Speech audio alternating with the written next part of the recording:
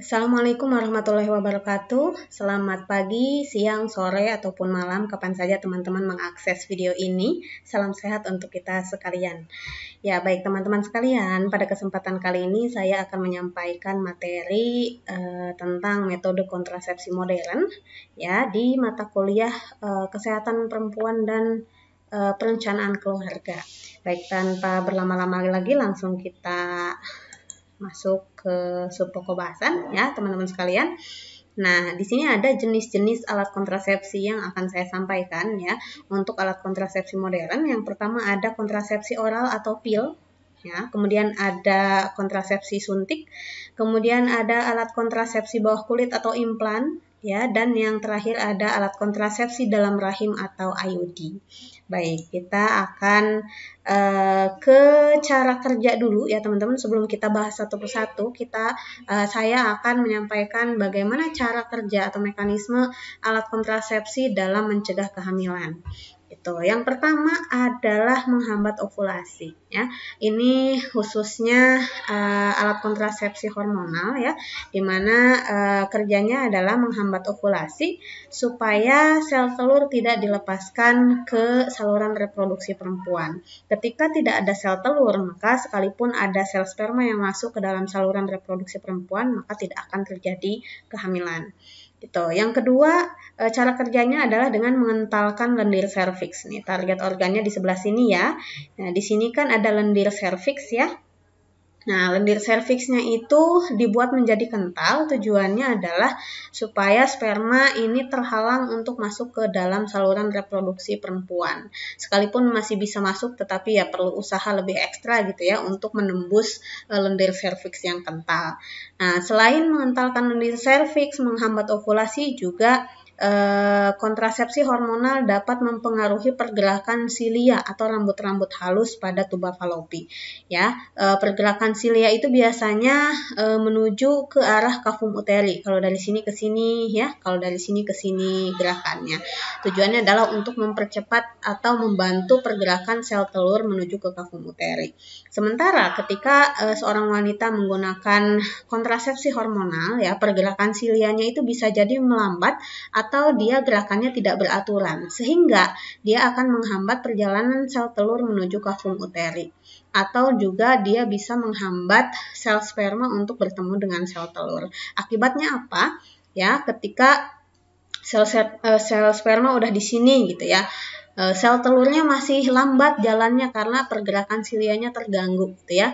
Akibatnya gitu ya, kita harus ingat kembali bahwa sel telur itu hidup dalam saluran reproduksi itu 2-3 hari. Sementara sel sperma juga hidup di saluran reproduksi wanita 2-3 hari. Ketika perjalanan sel telur terlalu lama atau perjalanan sel sperma menuju sel telur juga terlalu lama, maka keburu mati gitu ya sel telur dan sel spermanya, sehingga tidak terjadi yang namanya kehamilan. Nah, kemudian sebelum yang keempat ini saya loncat dulu ke yang kelima ya. Kontrasepsi hormonal juga bisa mencegah penebalan dinding endometrium. Biasanya kan endometrium itu dipersiapkan menebal untuk terjadinya implantasi atau penempelan plasenta gitu ya, yang menjadi bakal janin. Tetapi ketika seorang wanita menggunakan kontrasepsi hormonal, endometriumnya itu menjadi tipis.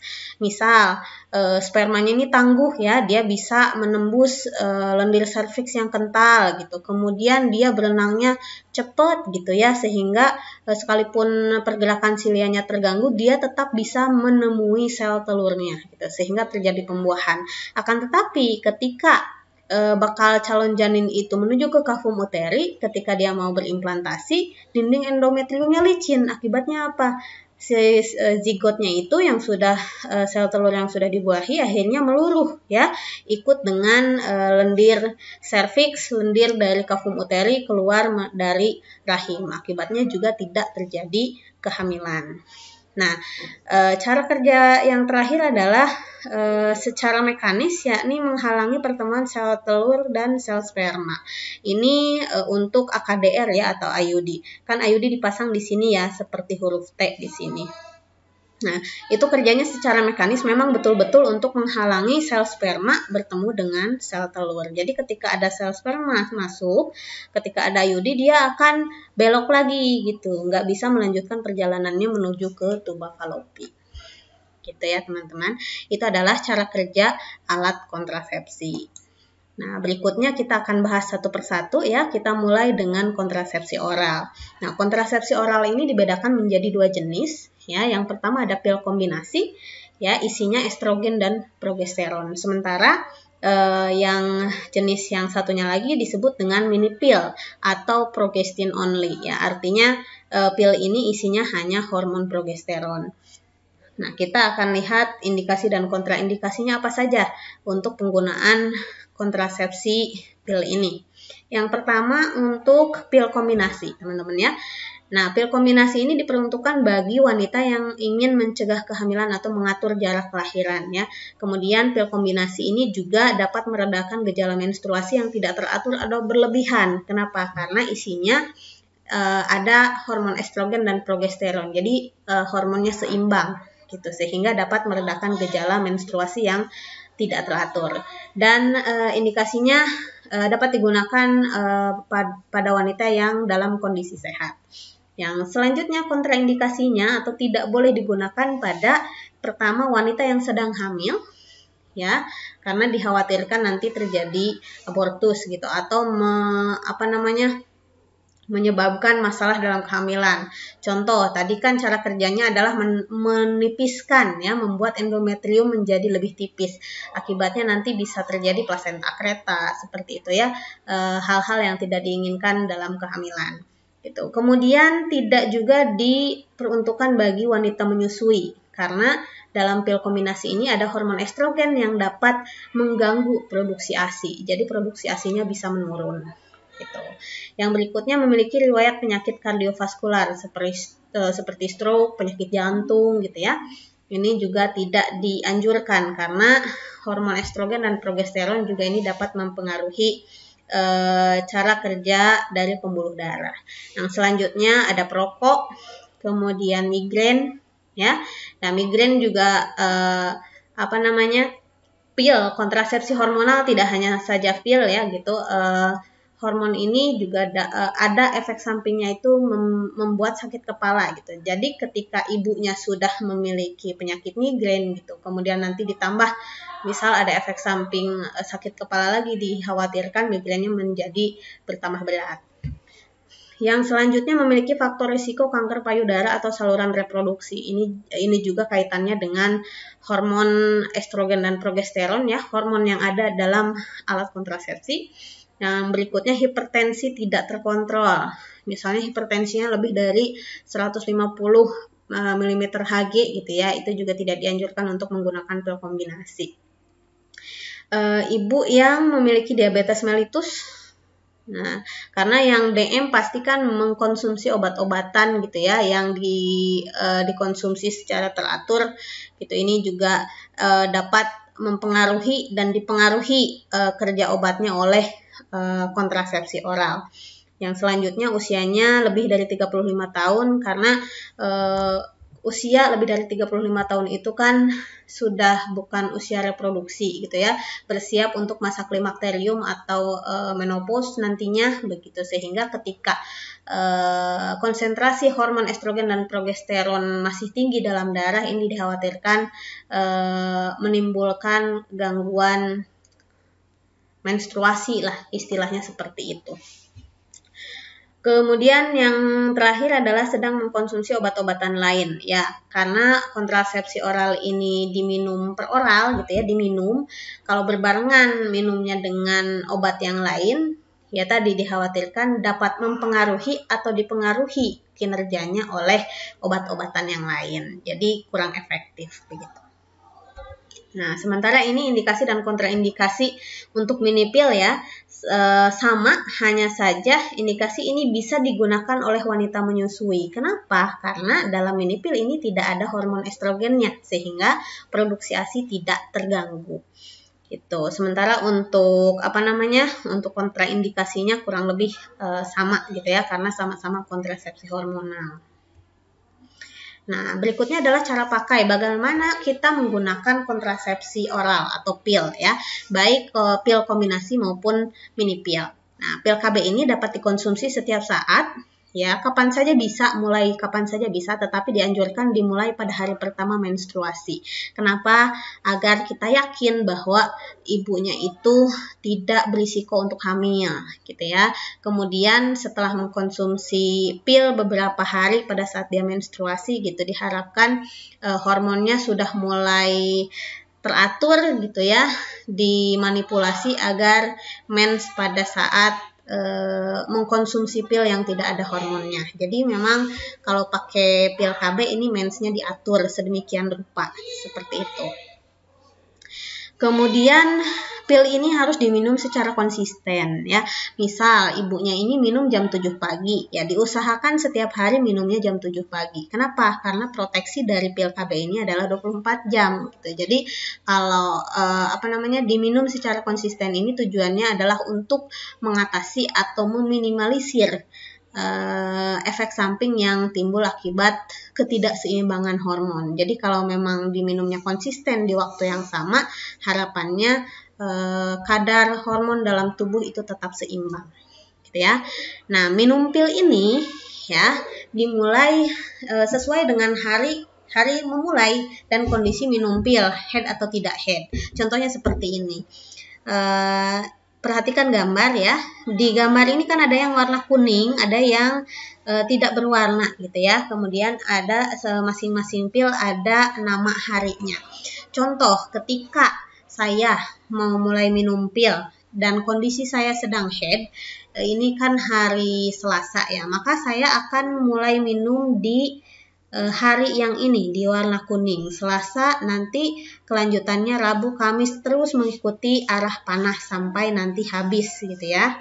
Sampai nanti habis ke sini, baru nanti ganti paket pil yang baru, seperti itu. Tapi kalau saya sedang tidak head, maka saya akan mulai dari Selasa yang ini, gitu ya. Kemudian saya akan terus ikuti sesuai arah panah sampai nanti selesai di sini. Lalu baru saya ganti dengan paket pil yang baru. Nah, diharapkan ibu-ibu yang menggunakan pil KB, gitu ya, di rentang waktu ini, ya, hormonnya diatur sedemikian rupa agar menstruasi pada saat mengkonsumsi pil pada warna yang berbeda begitu. Ya, biasanya ada 7 placebo ya. Placebo itu adalah pil yang tidak ada isinya gitu. Jadi pil tapi tidak ada kandungan apa-apa di dalamnya gitu. Ketika meminum placebo itu diharapkan ibunya dalam kondisi head gitu. Sekalipun tidak terproteksi oleh hormon, ya ibunya kan head. Kalau head tidak akan berhubungan seksual seperti itu, dan tidak akan terjadi kehamilan kalau ibunya sedang menstruasi. Nah, saya harap jelas ya bagaimana cara menggunakan atau cara minum pil gitu ya. Jadi disesuaikan dengan hari mulai minum dan kondisi pada saat minum, head atau tidak. Nah, kemudian jika terlupa, misal ibunya lupa gitu ya, nggak minum pil gitu, minum saat ingat. Contoh, biasanya minum jam 7 pagi gitu ya. Tapi karena sibuk misalkan mau bawa anaknya ke posyandu gitu sampai lupa gitu kan. Tahu-tahu ingatnya itu pada saat jam 3 sore misalkan, minum saat ingat. Seperti itu. Nanti dilanjutkan minum seperti biasa jam 7 pagi lagi gitu ya. Nah, tapi kalau misalkan minum lupa sehari, keesokan harinya lagi baru ingat gitu ya, minum 2 pil di hari yang sama. Tapi kalau misalkan terlewat lagi 2 hari gitu ya, kalau misalkan lupa 1 hari terlewat ya, minum 2 pil di hari yang sama, dan dalam 7 hari itu disarankan untuk menggunakan proteksi tambahan, misal pakai kondom gitu, sambil tetap mengkonsumsi pilnya. Tapi kalau terlewat 2 hari gitu, ini juga tidak dianjurkan untuk minum pil double dosisnya untuk supaya mencegah gangguan ketidakseimbangan hormon, seperti itu ya. Jadi kalau misalkan terlewat 2 hari berturut-turut misalkan ya, dianjurkan ibunya menunggu menstruasi berikutnya baru menggunakan ganti dengan paket pil yang baru seperti itu. Nah, selama tidak menggunakan pil, tidak mengkonsumsi pil, maka ibunya dianjurkan menggunakan alat kontrasepsi lain, baik alat kontrasepsi sederhana maupun alat kontrasepsi barir seperti kondom. Gitu. Ya. Atau kalau misalkan lupa terus gitu ya, ibunya tuh lupa terus nggak bisa nih pakai pil ya, pertimbangkan untuk ganti metode gitu. Jangan dipaksa untuk pakai pil, nanti kebobolan terus gitu ya karena lupa. Dan harus diingat proteksinya 24 jam. Jadi setelah 24 jam tidak terlindungi, maka kemungkinan untuk hamil itu bisa sangat mungkin terjadi gitu. Ya, kita lanjut dulu. Nah, kita selanjutnya ke kontrasepsi suntik ya. Kontrasepsi suntik juga sama seperti kontrasepsi pil. Ada dua jenis ya. Ada suntik 1 bulan, ada suntik 3 bulan. Bedanya di mana ya? Di kandungannya. Kalau 1 bulan ini seperti pil kombinasi, isinya estrogen dan progesteron. Sementara yang suntik 3 bulan ini isinya hanya progesteron saja. Nah, untuk indikasi dan kontraindikasi kurang lebih sama ya kalau kontrasepsi hormonal, hanya saja yang berbeda di sini adalah di kontraindikasi.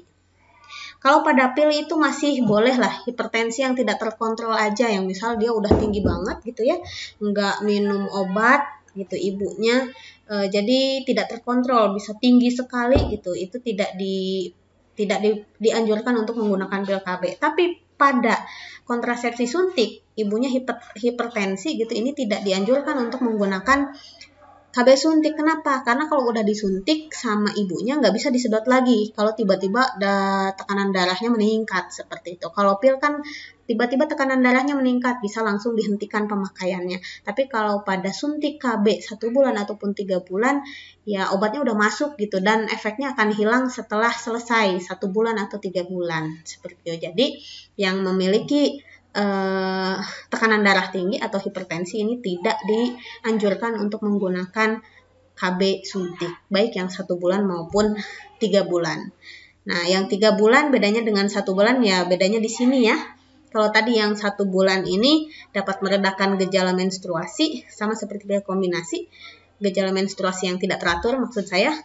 Nah, kalau yang suntik 3 bulan ini dapat digunakan oleh wanita menyusui karena isinya hanya progesteron saja yang tidak mempengaruhi produksi ASI. Nah, ini cara pakai KB suntik ya, baik yang 1 bulan maupun 3 bulan sama-sama disuntikan ya secara intramuskular. Nah, suntik KB juga ini dapat digunakan setiap saat, kapan saja, mau mulai kapan saja boleh gitu ya. Tetapi dianjurkan dimulai pada hari pertama menstruasi. Apalagi kalau mulai menggunakan. Pil juga kalau mulai menggunakan lebih baik dimulai pada hari pertama menstruasi. Beda cerita kalau ibunya sudah kunjungan ulang, suntik kesekian kali atau minum pil pakai kesekian kali, itu boleh kapan saja. Gitu ya, karena sudah terproteksi, dianggap sudah terproteksi sehingga kemungkinan hamil itu minimal seperti itu ya. Nah, obat KB ini nanti disuntikan secara IM atau intramuskular ya pada otot. Nah, ini lokasi penyuntikan secara IM itu ada beberapa ya, tapi umumnya suntik KB itu pada lengan ya atau di musculus deltoideus atau pada otot otot bokong, dorsogluteal muscle atau spesifiknya itu musculus gluteus maximus. Ini di sepertiga sias. Nanti bagaimana cara mengukurnya nanti kita akan pelajari di video praktikum berikutnya. Ya. Selanjutnya, nah, anjurannya adalah ibu-ibu yang menggunakan KB suntik ini dianjurkan untuk suntik ulang tepat waktu gitu ya, dimana proteksinya itu untuk KB suntik 1 bulan itu 4 minggu, sementara yang KB suntik 3 bulan itu proteksinya 12 minggu. Nah, kita akan coba hitung ya, kita hitung bagaimana cara menghitungnya gitu ya. Contoh ini kan hari ini kan tanggal 16 Misal saya datang ke praktek bidan untuk suntik KB 1 bulan, gitu ya. Tanggal 16 saya suntik KB. Maka kunjungan ulangnya itu kan tadi masa proteksi yang 1 bulan itu 4 minggu ya. Maka kita hitung 4 minggu. Kalau Selasa pasti nanti datang laginya di hari Selasa.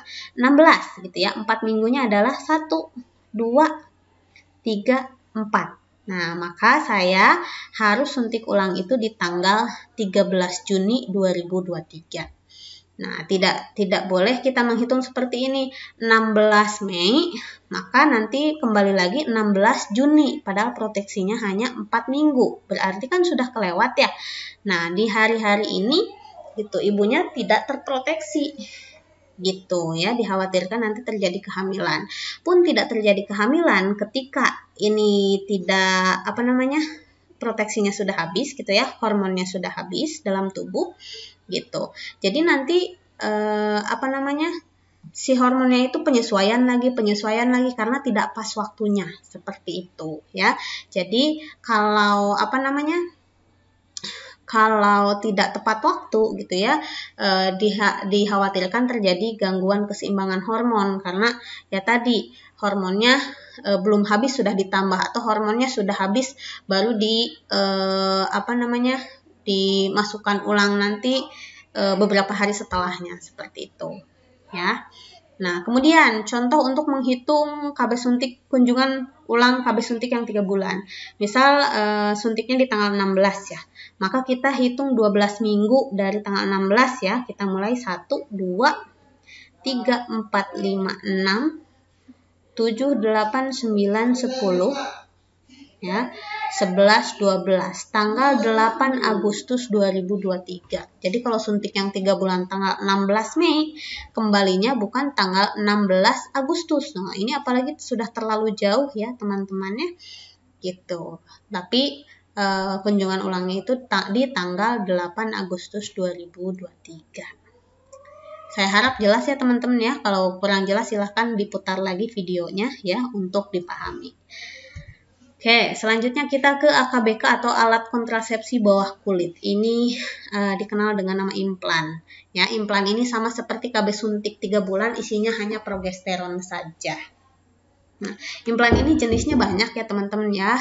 Sebagai informasi gitu, dulu implan ini terdiri dari 6 batang. Ya, nanti masa proteksinya itu 5 tahun. Tapi sekarang sudah tidak digunakan lagi karena terlalu banyak dan terlalu panjang. Gitu susuknya ya, susuknya tuh seperti ini. Nah, dulu itu dipasangnya itu 6 batang implan dengan masa proteksinya 5 tahun. Tetapi sekarang ada yang 2 batang, ada yang 1 batang saja. Yang umumnya dipakai di puskesmas biasanya yang 2 batang gitu ya, dengan masa proteksinya itu 3 tahun saja. Ya. Nah, indikasi dan kontraindikasinya ini sama seperti kontrasepsi suntik 3 bulan ya. Ini juga nggak boleh nih pada ibu hipertensi ya, apalagi implan ini masa proteksinya 3 tahun gitu ya. Efeknya hilang itu setelah 3 tahun. Itu bisa langsung dilepas, tapi kan kasihan karena ada bedah kecil gitu untuk memasang implannya. Tidak seperti suntik, tinggal suntik aja. Kalau implan ini ada prosedur operatifnya sekalipun minor gitu, sekalipun kecil. Nah, kemudian di indikasi juga ini ada tambahan ya. Untuk implan ini wanita yang menginginkan efek kontrasepsi jangka panjang, karena tadi 3 tahun baru kunjungan ulang gitu ya, 3 tahun baru ganti gitu ya. Entah itu pasang implan baru atau ganti metode yang lain. Jadi tidak perlu bolak-balik ke praktek mandiri bidan seperti itu. Atau wanita yang kesulitan menggunakan alat kontrasepsi harian seperti tadi contohnya yang suka lupa minum pil gitu ya. Jadi ya lebih baik dianjurkan untuk menggunakan kontrasepsi jangka panjang biar enggak kelupaan terus gitu ya. Nah, ini cara pakainya ya, sama seperti metode kontrasepsi yang lain, dapat dipasang kapan saja, tapi dianjurkan dimulai pada hari pertama menstruasi, terutama pada ibu-ibu yang baru pertama menggunakan kontrasepsi implan. Kalau misalkan ibunya mau pasang ulang, ini kan efek sampingnya itu berbeda-beda antara satu dengan yang lain gitu ya. Ada yang tetap mens gitu ya, ada tetap head, ada yang jadi spotting atau perdarahan bercak gitu ya. Ada juga yang head seperti biasa gitu. Jadi sesuai atau tergantung tanggapan tubuh masing-masing. Ya, gitu. Nah, AKBK ini dipasang di bawah kulit pada lengan non dominan. Jadi kalau dominan pakai tangan kanan biasanya dipasang di lengan yang kiri. Di lengan bagian dalam ya, di lengan bagian dalam tuh yang ini 4 jari dari lipatan siku. Jadi di sini. Ini untuk alasan estetik supaya tidak terlihat dari luar, gitu ya. Nah, ini juga sama seperti kontrasepsi suntik 3 bulan, dianjurkan untuk dilepas dan pasang ulangnya itu tepat waktu, supaya proteksinya itu bisa dilanjutkan dan diharapkan tidak terjadi penyesuaian berulang gitu. Karena penyesuaian kontrasepsi hormonal itu biasanya 3-6 bulan gitu. Penyesuaiannya itu kadang perdarahan bercak begitu ya, atau ada menstruasi 2 kali dalam sebulan seperti itu karena penyesuaian hormon gitu. Ada hormon dari luar menambah hormon dari dalam. Maksudnya gini, sudah ada hormon di dalam terus ditambah lagi hormon dari luar. Jadi ada penyesuaian dan penyesuaiannya itu biasanya berlangsung 3-6 bulan. Gitu. Jadi kalau bisa ya lepas pasangnya itu tepat waktu untuk meminimalisir efek yang tidak diinginkan. Gitu. Nah, proteksinya tadi sudah saya sampaikan 3-5 tahun ya. Kalau yang batangnya ada 2 batang begitu itu 3 tahun yang biasa dipakai di puskesmas saat ini. Gitu. Kalau yang dulu yang isinya 6 batang itu proteksinya 5 tahun. Dan yang terakhir ini adalah AKDR atau alat kontrasepsi dalam rahim. Nah, AKDR ini ada 2 jenis sekarang ya. Kalau dulu spiral namanya, sekarang ada IUD bentuknya koperti huruf T. Gitu ya. Koperti ini dililit oleh tembaga atau cuprum, makanya CUT gitu ya. Nah, ini tuh tembaga. Nah, IUD ini ada yang IUD non-hormonal, ada yang IUD isinya progesteron. Kalau IUD yang progesteron, IUD yang ada isi hormon progesteron, ini cara kerjanya selain secara mekanis menghalangi pertemuan sel sperma dengan sel telur, juga cara kerja hormonnya. Jadi lengkap cara kerjanya semuanya, mengentalkan lendir serviks gitu ya, menghambat ovulasi, mempengaruhi gerakan silia, dan juga membuat dinding endometriumnya menjadi lebih tipis. Tapi kalau misalkan IUD non hormonal, ini cara kerjanya hanya secara mekanis saja, sebagai penghalang saja gitu. Nah, ini indikasi dan kontraindikasinya cukup berbeda dengan kontrasepsi hormonal ya. Nah, untuk indikasinya sama, ini untuk mencegah kehamilan atau untuk mengatur jarak kelahiran, dapat digunakan oleh wanita menyusui ya, baik yang IUD yang non hormonal maupun hormonal, karena isinya hanya progesteron saja, jadi tidak menghambat produksi ASI. Nah, wanitanya harus dalam kondisi sehat. Nah, wanita yang tidak dapat menggunakan kontrasepsi hormonal, contohnya tadi yang hipertensinya sudah kelewat tinggi gitu ya, nggak bisa pakai kontrasepsi yang lain, ya bisa dipertimbangkan untuk menggunakan IUD. Kemudian wanita yang menginginkan efek kontrasepsi jangka panjang atau kesulitan menggunakan alat kontrasepsi harian, sama seperti implan tadi ya. Nah, adapun kontraindikasinya wanita yang sedang hamil, ya, memiliki infeksi atau penyakit panggul. Karena apa? Karena kan IUD ini dipasangnya di panggul gitu ya. Ketika ada infeksi di sana, ini dapat memperberat kondisi infeksi yang sedang terjadi gitu. Kemudian hipermenor atau menorrhagia gitu ya, mensnya yang banyak begitu, ini juga tidak dianjurkan menggunakan IUD, karena ketika IUD dipasang itu ada efek peradangan gitu ya, yang membuat mens atau headnya itu akan menjadi lebih lama dan lebih banyak pengeluaran darahnya. Jadi kalau mensnya udah banyak, ditambah nanti IUD tambah banyak, dikhawatirkan akan mempengaruhi kondisi kesehatan ibu gitu. Nah, kemudian ibu yang memiliki anemia juga tidak dianjurkan, apalagi anemia berat, karena dikhawatirkan tadi ya ketika mensnya tambah lama, tambah banyak, begitu anemianya dapat menjadi lebih berat. Kemudian ada tumor atau kanker rahim, jelas ini akan menghalangi proses pemasangan IUD itu sendiri gitu ya, jadi nggak bisa masuk di kavum uteri. Nah, dan yang terakhir adalah perdarahan pervaginam yang tidak diketahui penyebabnya, jadi dikhawatirkan perdarahannya akan menjadi lebih parah.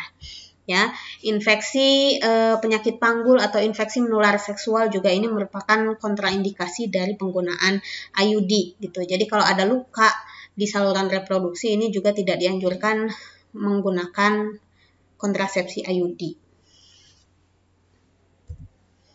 Nah, cara pakainya ya. Nah, KDR ini sama seperti yang lain bisa dipasang setiap saat kapanpun ibu mau ya. Bidan siap sedia untuk memasang IUD ya, tapi dianjurkan dimulai pada hari pertama menstruasi.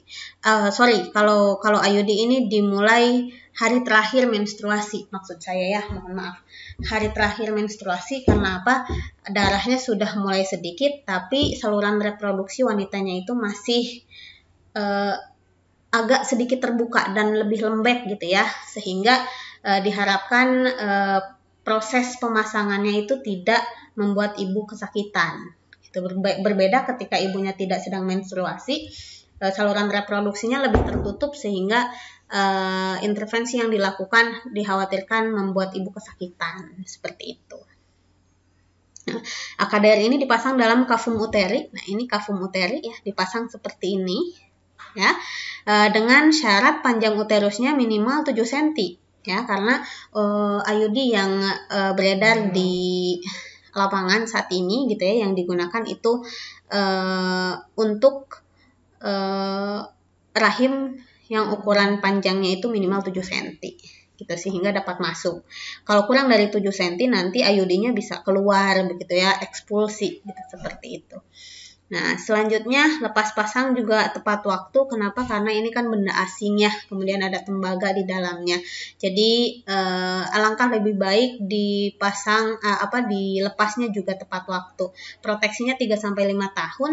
Untuk yang beredar di masyarakat saat ini itu biasanya rata-rata 5 tahun. Gitu ya, 5 tahun baru bisa cabut, tapi bisa cabut setiap saat IUD ini ya, kapanpun ibu mau cabut ya bisa dicabut, tapi sayang aja gitu kan, udah dipasang kontrasepsi jangka panjang baru 1-2 bulan sudah dicabut gitu, sayang aja, karena secara dari harganya gitu ya, untuk implan dan IUD karena dia kontrasepsi jangka panjang biasanya biayanya juga lebih mahal dibanding dengan yang lain, tapi keuntungannya ibunya tidak usah bolak-balik ke puskesmas atau ke bidan untuk kontrol, seperti itu.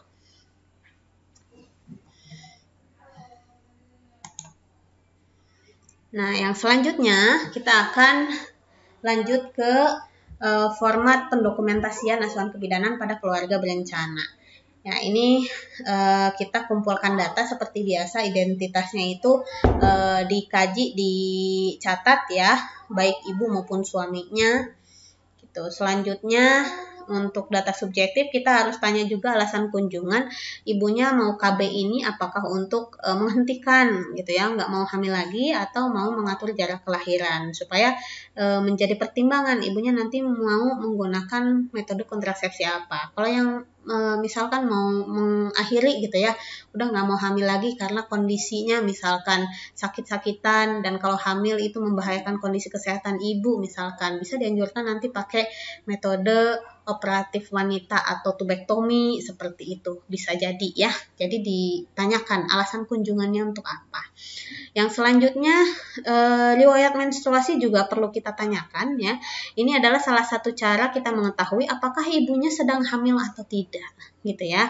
Nah, jika ibunya belum mens selama 2 bulan berturut-turut gitu ya. Nah, ini kan mengundang kecurigaan ibunya hamil atau enggak ya. Untuk memastikan ya kita bisa kita bisa melakukan tes pack gitu ya, tes kehamilan, tes urin gitu ya, untuk memastikan ibunya hamil atau tidak.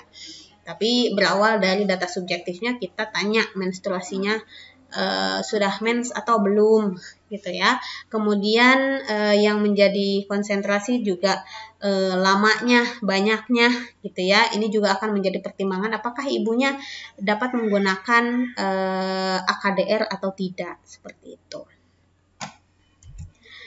Jadi wajib untuk ditanya ya untuk riwayat menstruasi. Yang berikutnya adalah riwayat perkawinan. Ya, riwayat perkawinan juga perlu ditanyakan. Kalau dulu ya, zaman dulu orang belum nikah kemudian KB kan malu ya. Tapi kalau sekarang kayaknya lebih terbuka gitu, lebih berani. Nah, ini juga menjadi pertimbangan bagi kita kalau misalkan belum menikah ternyata perlu menggunakan alat kontrasepsi. Ini juga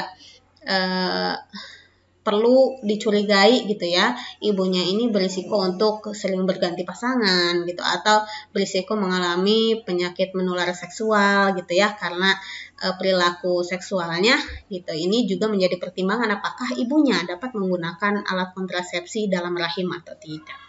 Yang berikutnya adalah riwayat obstetrik ya, hamilnya berapa kali gitu ya, sudah melahirkan atau belum, mengalami keguguran atau tidak, dan seterusnya. Ini perlu ditanyakan supaya kita tahu ya, atau untuk menjadi pertimbangan bagi kita, kira-kira ibunya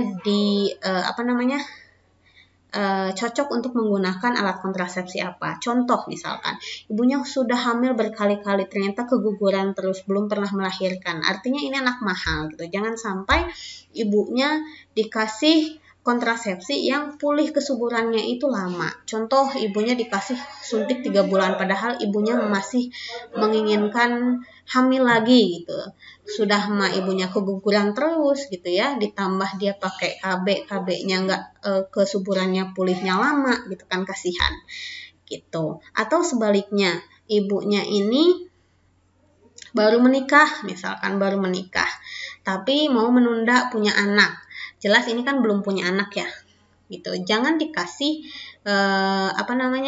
metode kontrasepsi yang pulih kesuburannya lama. Yang pulih kesuburannya lama itu contohnya yang suntik 3 bulan gitu, kemudian implan gitu. Ini pulih kesuburannya lama karena tadi penyesuaiannya juga 3-6 bulan. Kembalinya juga memerlukan waktu gitu ya. Nah, ini tidak dianjurkan. Kenapa? Riwayat obstetrik juga perlu dikaji.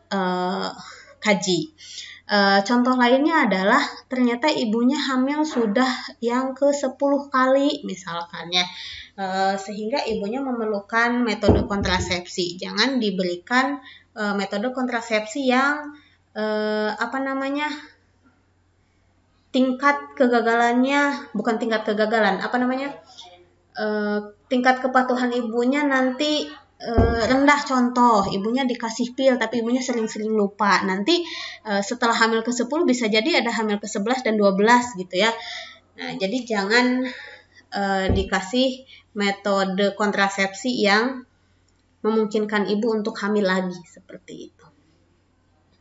Yang selanjutnya riwayat persalinan, ini juga ditanyakan. Kenapa? Ini untuk mengetahui apakah ibunya sedang menyusui atau tidak. Karena ada beberapa jenis kontrasepsi yang tidak cocok untuk ibu menyusui karena mengganggu produksi ASI. Selanjutnya kita juga perlu menanyakan riwayat KB sebelumnya, terutama dalam 2 tahun terakhir apakah pakai kontrasepsi atau tidak. Kalau pakai gitu ya, pakai metode apa, lamanya berapa lama, dan alasannya berhenti kenapa.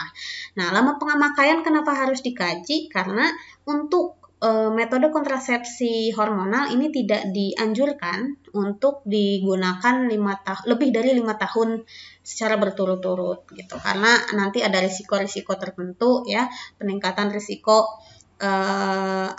tumor atau kanker payudara misalkan karena pengaruh dari hormon itu sendiri gitu ya. Jadi kalau bisa setelah 5 tahun ganti dulu metode lain, baru ganti lagi ke metode kontrasepsi hormonal, seperti itu. Jadi tidak dianjurkan 5 tahun berturut-turut begitu. Maksudnya lebih dari 5 tahun terus-terusan, seperti itu.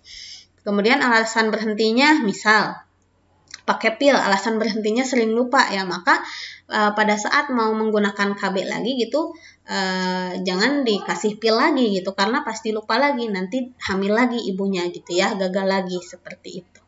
Kenapa harus ditanya riwayat KB sebelumnya. Nah, selanjutnya riwayat medis sebelumnya ya.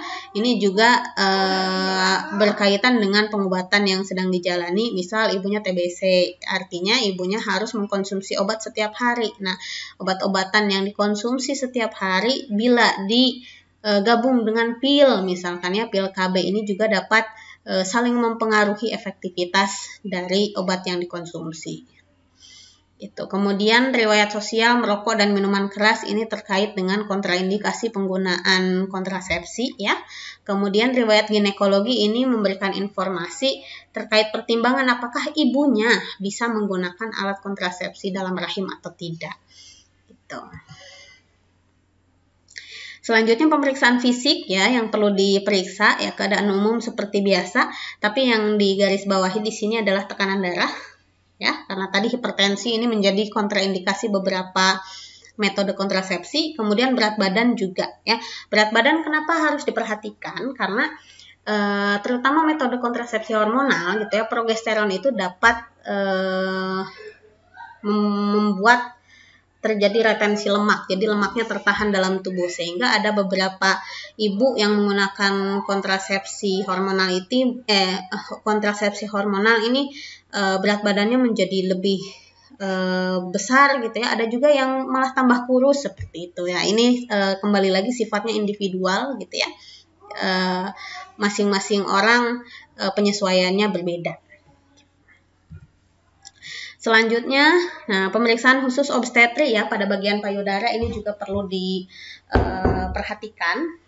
Ya, yang pertama ini untuk mengetahui apakah ibunya sedang menyusui. Kembali lagi ya, kalau tadi di subjektif itu ditanya ibunya menyusui atau tidak. Kemudian dilihat secara fisik, kita periksa gitu apakah memang ada pengeluaran ASI-nya seperti apa, seperti itu. Kemudian selain kaitannya dengan menyusui juga kita perlu mengkaji apakah ada benjolan atau tidak. Karena benjolan atau tumor pada payudara ini juga merupakan kontraindikasi untuk penggunaan metode kontrasepsi hormonal. Selanjutnya selain payudara ada abdomen, kita lihat apakah ada pembesaran gitu ya. Terutama kita harus mengecek tinggi fundus uteri. Ini untuk memastikan ibunya tidak sedang dalam kondisi hamil seperti itu. Selain abdomen kita juga melakukan pemeriksaan dalam ya. Nah, pemeriksaan dalam ini biasanya dilakukan untuk memeriksa apakah ibunya bisa menggunakan alat kontrasepsi dalam rahim atau tidak. Ya, selain di vaginal tusi atau periksa dalam juga ada pemeriksaan in speculo untuk melihat apakah ada tanda peradangan gitu ya, ada sariawan di porsionya, ada keputihan atau ada tanda-tanda kehamilan, misalkan tanda Chadwick, tanda Hegar seperti itu ya, ada varises atau tidak. Dan yang terakhir ada pemeriksaan penunjang seperti tadi saya sampaikan, ada planotes atau tespek ya. Bisa juga ada USG gitu untuk memastikan apakah ibunya dalam kondisi hamil atau tidak. Karena hamil ini merupakan kontraindikasi dari semua metode kontrasepsi. Kemudian selain pemeriksaan fisik, selain pemeriksaan pengkajian data subjektif dan pengkajian data objektif juga kan kita perlu mengkaji data psikologis. Ini kaitannya dengan pengertian ibu tentang efek samping alat kontrasepsi. Ini perlu sekali kita tekankan pada ibu-ibu gitu ya. Jangan dulu takut kata orang begini, kata orang begitu, karena efek samping dari setiap metode kontrasepsi itu tergantung dari tubuh ibunya sendiri gitu. Sifatnya sangat individualis. Efek samping yang umum terjadi perlu kita sampaikan gitu, tapi itu bisa terjadi pada ibu, bisa juga tidak karena sifat individualisnya tadi gitu ya. Kalau memang nanti tidak cocok, nanti bisa dipertimbangkan untuk mengganti metode kontrasepsi yang lain seperti itu. Tapi jangan dulu takut, gara-gara takut kata orang akhirnya tidak menggunakan alat kontrasepsi. Yang selanjutnya pengaruh alat kontrasepsi dengan agama yang dianut, karena pada beberapa agama itu ada yang melarang untuk menggunakan alat kontrasepsi seperti itu ya. Dan pengaruh alat kontrasepsi dengan hubungan suami istri gitu. Ada juga suami yang tidak berkenan kalau istrinya menggunakan alat kontrasepsi. Jadi harus atas sepengetahuan keluarga, jangan sampai menimbulkan prahara rumah tangga gitu ya. Oke. Selanjutnya, nah ini adalah asuhan kebidanan yang dapat kita berikan pada akseptor KB. Yang pertama, kita harus dapat menyampaikan informasi terkait jenis-jenis kontrasepsi, apalagi pada ibu-ibu yang masih bingung mau milih metode kontrasepsi apa. Kemudian kita juga perlu sampaikan kelebihan dan kekurangan masing-masing metode kontrasepsi, gitu ya. Kemudian bagaimana cara pakainya. Jangan sampai ibu ini mau pakai pil ya, terus kita kasih aja pilnya tanpa menjelaskan bagaimana cara menggunakannya. Nanti ibunya salah kaprah begitu, sehingga tujuan dari kontrasepsinya tidak tercapai. Atau ibunya suntik, misalkan ibu nanti ya datangnya jam tanggal segini tanpa dijelaskan, itu tuh tujuannya untuk meminimalisir efek samping gitu ya. Nah, kalau ibunya tahu pasti datangnya pasti tepat waktu gitu ya. Kalau tidak bisa tepat waktu ya jangan lebih dari itulah gitu ya, supaya proteksinya masih ada seperti itu. Nah, selain informasi tentang jenis-jenis gitu ya, kelebihan dan kekurangan dan cara pakai, efek samping juga perlu disampaikan. Kembali saya tekankan ya, efek samping ini bersifat individual. Jadi ini tergantung dari tanggapan tubuh masing-masing. Pada si A bisa terjadi seperti ini, pada si B tidak selalu seperti itu. Gitu ya. Jadi dicoba dulu, kalau memang efek sampingnya berlebihan, tidak tertahankan, nanti bisa dipertimbangkan untuk ganti metode kontrasepsi yang lain. Kemudian selain itu juga kita perlu menyampaikan cara mengatasi atau mengurangi keluhan. Contohnya tadi ya, terkait dengan cara pakai, itu harus konsisten, tepat waktu, seperti itu.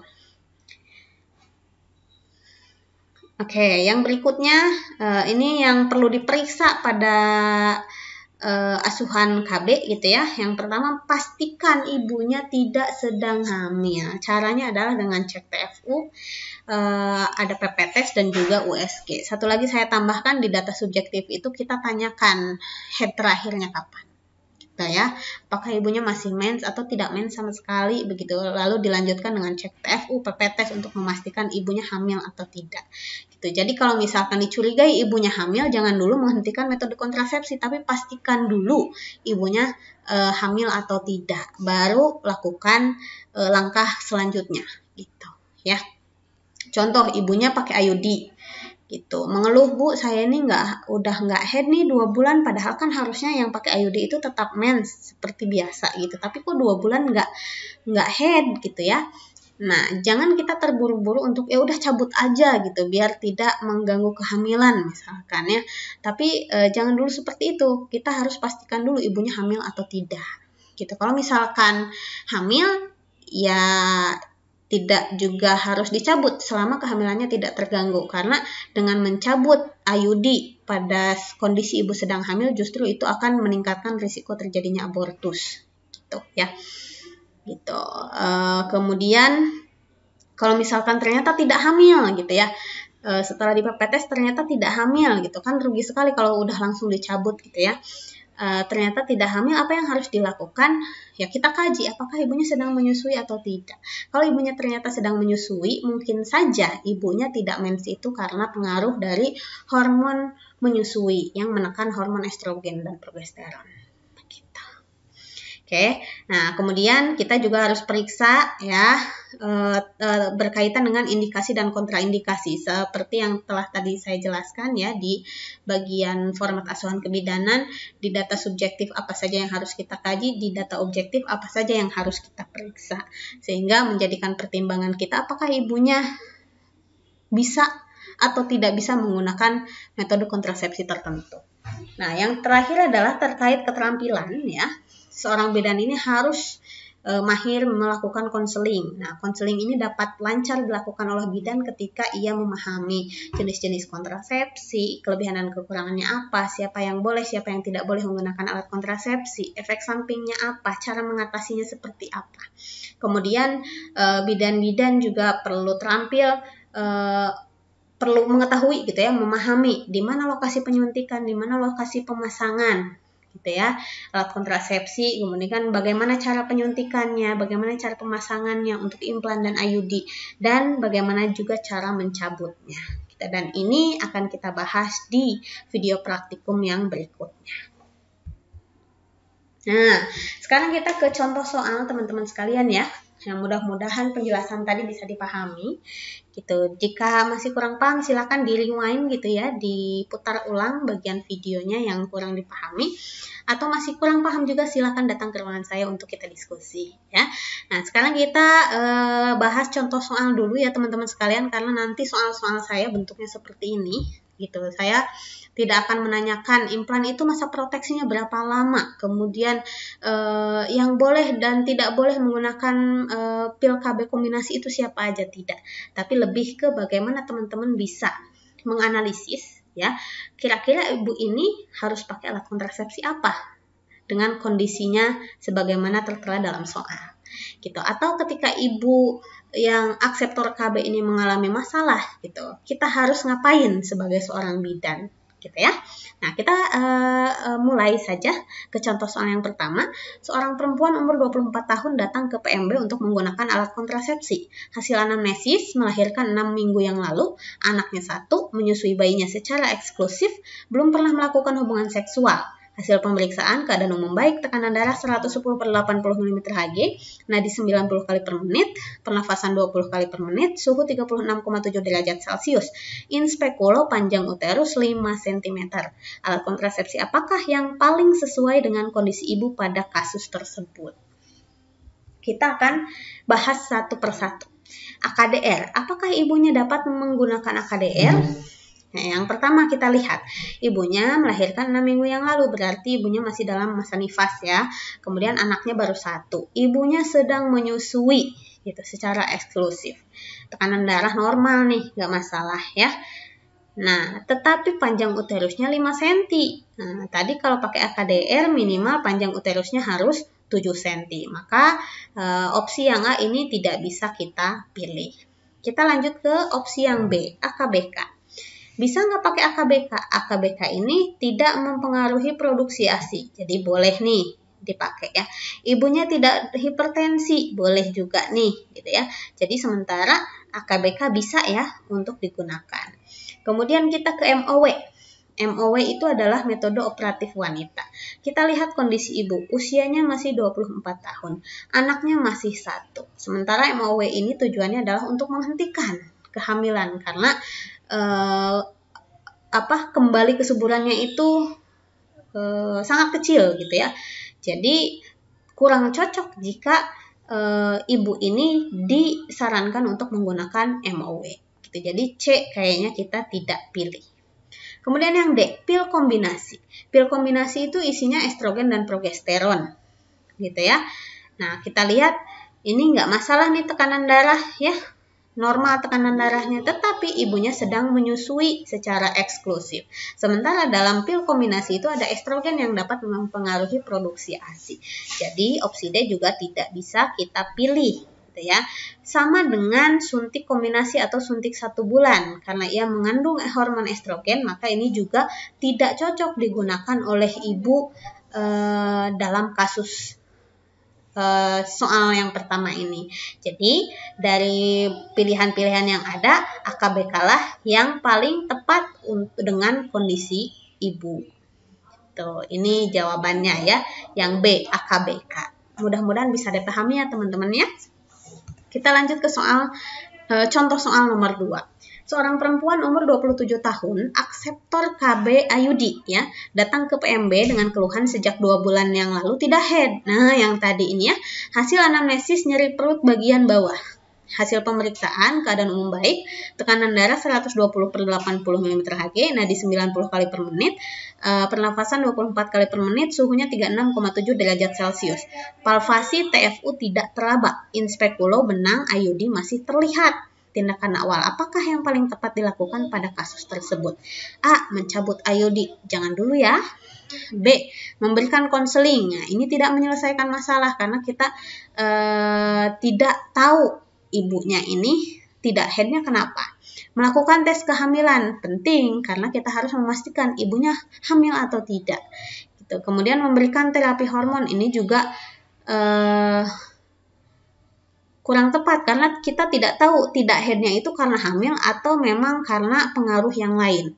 gitu. Kemudian merujuk ke dokter kandungan. Kita mau merujuk kasusnya apa? Kita juga kan merujuk harus tahu kasusnya apa agar yang menangani juga bisa memberikan penanganan yang tepat.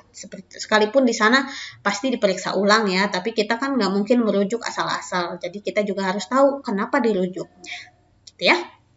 Jadi jawaban yang paling tepat adalah C, melakukan tes kehamilan. Pastikan dulu ibunya hamil atau tidak. Baru lakukan langkah berikutnya. Jadi baru nanti konseling kah gitu ya. Konseling misalkan, kasih konseling ibu ini tuh hal yang normal gitu. Karena misal ibunya masih menyusui. Ibu nyari perut bagian bawah ini nggak masalah. Karena kalau ada pakai IUD itu bisa kram gitu ya. Bisa menimbulkan kram gitu ya, dismenor gitu pada ibu. Itu konseling. Mencabut IUD ya kalau memang ibunya hamil gitu ya. Tadi seperti yang saya sampaikan, justru dapat meningkatkan risiko terjadinya keguguran. Jadi dibiarkan saja nanti lahir sendiri, kecuali menimbulkan masalah seperti itu. Memberikan terapi hormon juga ya, pastikan dulu ibunya hamil atau tidak. Oke, nah berikutnya ada latihan soal. Ini saya berikan ada 3 latihan soal teman-teman ya. Jadi tugas sebagai bukti kehadiran, silakan teman-teman kerjakan latihan soalnya, tulis kembali soalnya, kemudian tuliskan jawabannya apa dan sertakan pembahasannya atau alasannya kenapa, gitu ya, seperti tadi dibahas. Gitu. Ini ada 3 latihan soal ya, silakan teman-teman kerjakan, ditulis tangan, nanti difotokan, kemudian nanti fotonya diupload di link yang saya berikan. Ya, sekian dan terima kasih teman-teman sekalian. Itu tadi materi tentang metode kontrasepsi modern. Mudah-mudahan apa yang saya sampaikan sedikit banyak dapat memberikan gambaran terkait metode kontrasepsi modern. Semoga berhasil di ujian akhirnya. Sekian dan terima kasih. Wassalamualaikum warahmatullahi wabarakatuh.